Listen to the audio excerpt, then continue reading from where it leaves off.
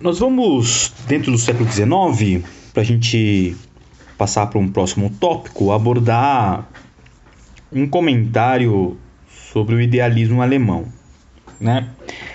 No século anterior, século XVIII, nós poderíamos observar, nós poderíamos apontar que toda a construção do pensamento filosófico, de uma certa forma, acabou tendo como berço de produção a França e a Inglaterra, né?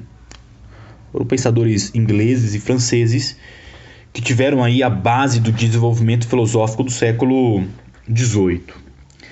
Já no século XIX, nós poderíamos apontar que essa base da filosofia acaba de uma certa forma se transferindo ou migrando para a Alemanha.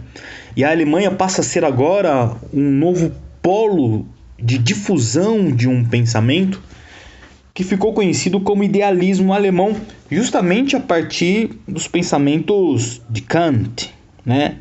Pensamentos de Kant. Immanuel Kant. O que nós poderíamos dizer do idealismo alemão? Seria a busca de um sistema unificador do real. Vamos lá. O que seria, em primeiro lugar, idealismo, né? Idealismo. Então, uma doutrina ela é idealista quando concebe a noção de que o sujeito tem um papel mais determinante que o objeto no processo de conhecimento.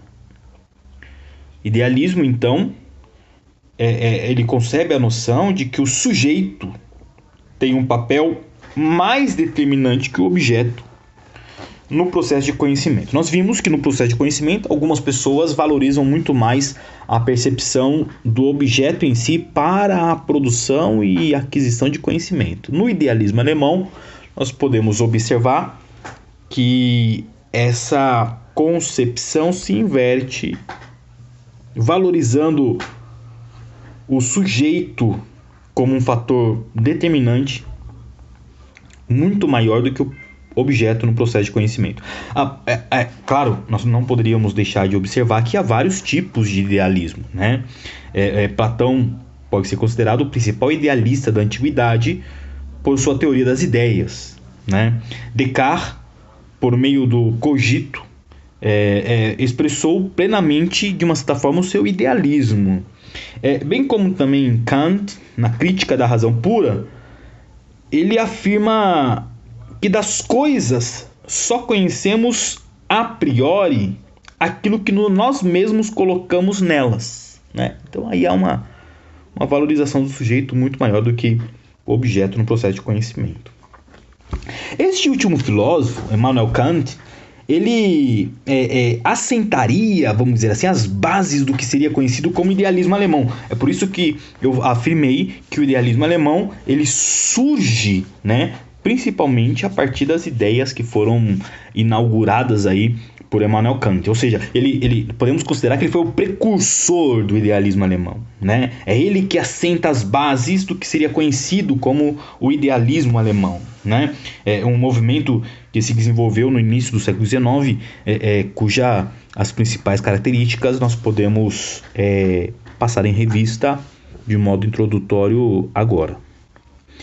O primeiro grande idealista alemão, nós poderíamos dizer que foi um homem chamado Johann Fichte. Johann Fichte mesmo, né? F-I-C-H-T-E, Fichte. Ele nasceu no ano de 1726, morreu no ano de 1814, portanto ele viveu toda a sua vida ao longo do século XVIII e faleceu na primeira década do século XIX. Ele nasceu na Alemanha, ele é considerado um dos filósofos pioneiros desse movimento, conhecido como idealismo alemão, e para entender o conceito fundamental de seu pensamento e também do idealismo alemão, nós devemos, a princípio, retomar só um tópico da filosofia kantiana, né?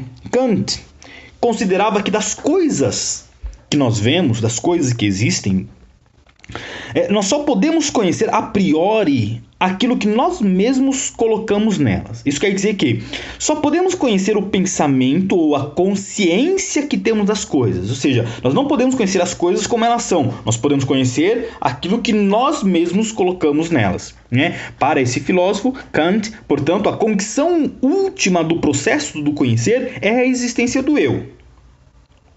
A condição última do processo de conhecer é a existência do eu. E esse eu como princípio da consciência, né? Como início da consciência. Em outras palavras, nós poderíamos afirmar é que a existência do sujeito como centro, o eu, que torna possível o conhecimento e lhe dá forma, pois é o sujeito que organiza o conhecimento do objeto, ao passo que o objeto, apenas se encaixa nos moldes da percepção humana. Então, eu vou repetir para que você possa gravar essa informação. Nós falamos que para Kant, para ele, né, das coisas que podemos conhecer a priori, nós só podemos conhecer a priori aquilo que nós mesmos colocamos nelas, né? Então, acerca das coisas, nós não conhecemos o objeto em si, mas existe aqui uma valorização da percepção, do conhecimento, das ideias que nós colocamos acerca dessas coisas dos quais nós vemos, né? Isso quer dizer, como nós já falamos, que nós só podemos conhecer o pensamento ou a consciência que temos das coisas, né? Portanto, a condição última do processo de conhecer é a existência desse eu, certo? Do eu como princípio de consciência, ou seja, é a existência do sujeito como centro que torna possível o conhecimento e lhe dá forma. É o que possibilita o conhecimento, é o que possibilita o desenvolvimento da reflexão acerca do objeto observado. E ele também dá forma a esse objeto observado, porque é justamente o sujeito, o eu, que organiza o conhecimento do objeto, as percepções do objeto, as ideias que fazemos do objeto, ao passo apenas que o objeto se encaixa nos moldes dessa nossa percepção humana. Dessa forma, Fichte, ele tomou esse eu de Kant como princípio de conhecimento e transformou ele, de princípio de consciência, em princípio criador de toda a realidade. É por isso que o critério aqui é o idealismo, né? Lembrando que idealista, né, a doutrina idealista é quando concebe a noção de que o sujeito tem um papel mais determinante que o objeto no processo do conhecimento. Então, Fichte pega então esse eu de Kant e transforma-o de princípio da consciência em princípio criador de toda a realidade. Dessa forma, Fichte levou o idealismo ao seu nível mais alto, vamos dizer assim, né? Acabou fundando uma doutrina segundo a qual a realidade objetiva seria produto segundo o humano, né? Do espírito humano. Ou seja, só existe a realidade objetiva em função da percepção, da ideia que temos dessa realidade. Isso porque Fichte afirma que nós trazemos, né, a concepção lógica das coisas do universo e este necessariamente reflete essas concepções lógicas. Então eu vou repetir. Fichte vai afirmar que nós trazemos em nós concepções lógicas das coisas do universo e essas concepções lógicas das coisas do universo apenas ou necessariamente reflete essas concepções lógicas, né? Então, Fichte chegou a se referir às coisas da realidade, ao que é exterior ao ser humano, como o não-eu criado pelo eu. Então, tudo que é diferente de mim, tudo que é diferente dessa minha consciência própria, tudo que é o princípio criador de toda a realidade, tudo que é externo ao eu, seria o não-eu.